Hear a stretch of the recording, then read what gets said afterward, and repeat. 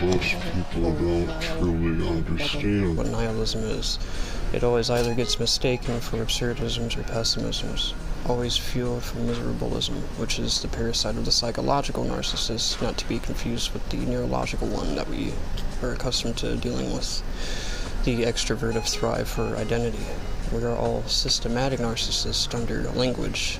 Narcissism etymologically comes from dumb, which is relative, not existential. We think language makes us brilliant, but it does the opposite existentially, algorithmically.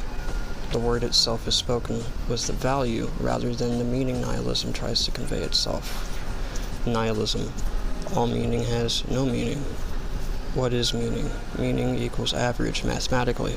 So, with nihilism, all averages have no averages. What does it mean to make it an average? Well, we can't see things as a whole as we're not omnipresent.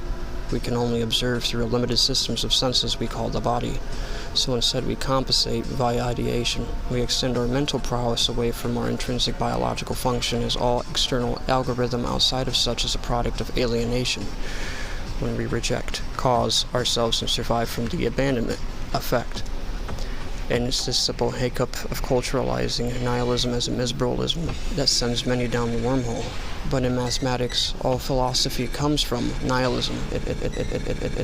Nihilism is zero, null, neutral, the primordial average. What is zero?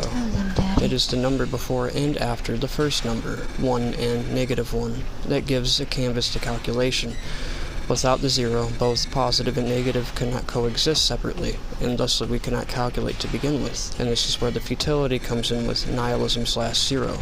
Nihilism/zero does not explain the futility of philosophy or mathematics, or how others would phrase it, of existence, but rather nihilism is the futility algorithm that fuels philosophy, and it is from the futility that spawns our meta-anthral algorithmic dilemmas: alienation, randomization, mystery, problems and solutions, calculations, ponderances, perceptual illusions/confusions alike. This is why I say absolute nihilism is zero, because every other philosophy is nihilism. Everything is nihilism, as nihilism etymologically in nihil means nothing. In absence with inconsistency, which is a product of change/motion, and consistency can only be relative to the products of intelligence/change.